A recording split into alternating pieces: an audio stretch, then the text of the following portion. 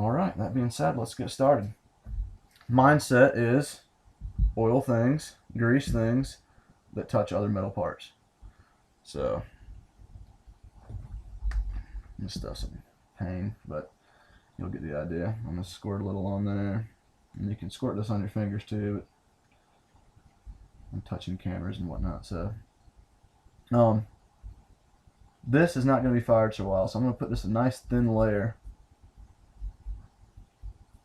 on all the metal.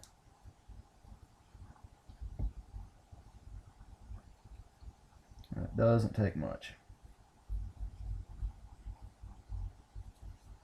I'm going to skip the outside for now because I'm going to be handling this gun when I'm finished.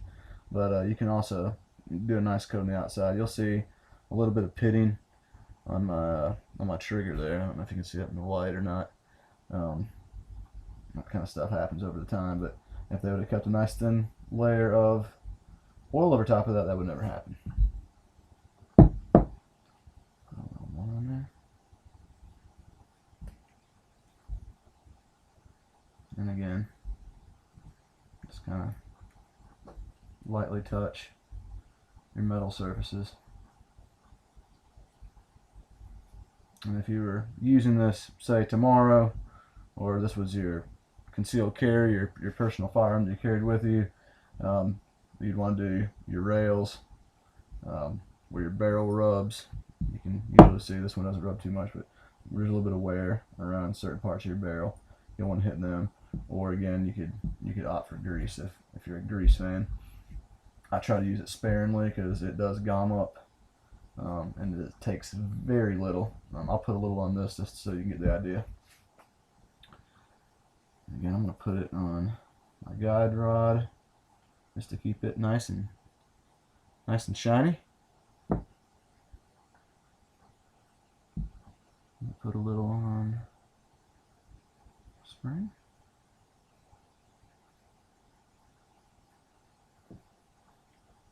Just a little on the inside of my locking pin. My barrel tip. Locking tip. Correct me on the verbiage there. So there you go. That part is complete. Now we're going to do the same thing with the barrel as we did with the solvent, because we want our barrel not to rust. So I'm going to take and slap some oil on this sucker. And again, this is just how I do it. There's maybe a better way for some of this. I like to spin it as it goes in and out. Just make sure that it gives it almost like a tire shine wet look when you really get it right. So you can probably see that shine. And I'm happy with that. Again, make sure you're happy with all your oil. At that point, we can start. I usually start my rebuilding process after my grease. I promise I'll do a little grease. So what I usually do with the grease, and you have to do this with your fingers, this is what it is a very, very conservative amount on the fingertip. You just kind of skip up and down, and when you're done, rub it the length. There's probably enough left in my finger there for these small rails. This gives it an extra amount of lubrication if you're going to be firing it a lot, or again if you want to know that your magazine or two is going to fire quick and nice and a nice response. I like to go with grease. Again, if you're going to be storing it for a while, I would recommend using more of a liberal amount, coating the inside, and you may have to get a Q-tip out, but get the inside everywhere. It's gross, and you'll have to clean it with solvent whenever you're ready to start using it again to get all that out, and some rags. But again, you don't want it to rust. You want to keep it looking nice. That concludes the cleaning and lubricating. Let's put this sucker back together. We'll go opposite the way we started. So with our little rings facing forward on our barrel, we're going to slide it back into the slide. And we got our locking piece. I'm going to sit in there, find its happy place, slide it up. Now we're going to take our spring, push it back on the guide rod, and it pushes on there and it'll hang on. Make sure your little rings are in the right spot again. Reinsert the spring back into the tip. Push, being careful. That little half moon kind of rides right across the end of your barrel there. Slide reassembly. Pretty 1911 standard.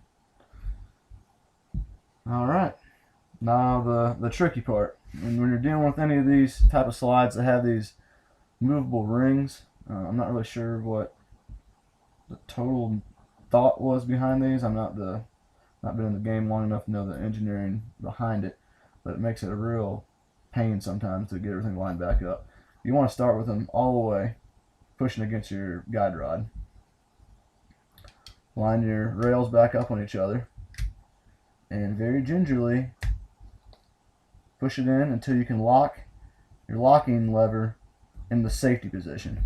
Now when we took it apart, we locked it in the field strip position.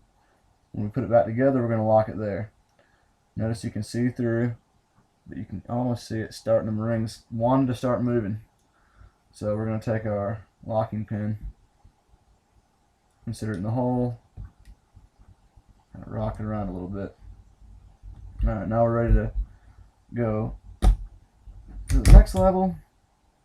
Lock it all the way in. Now you can push it back down. The reason I stopped here is because we'll say 4 out of 5 times, if you try to go all the way back to the slide and lock it in this position with your safety lock, your little rings have moved if you keep them oiled at all. So if you stop there, go ahead and get your pin through. Once it's through and keeping them stable, then go all the way back, lock it in the strip position. Now you can push it all the way down. Otherwise, you're running into your little bumper here. Alright, that's it. So release, dry fire, now you're good to go. Rack it a few times. Now it's ready to fire. That concludes my FI Model D 380 caliber short review and field strip and clean.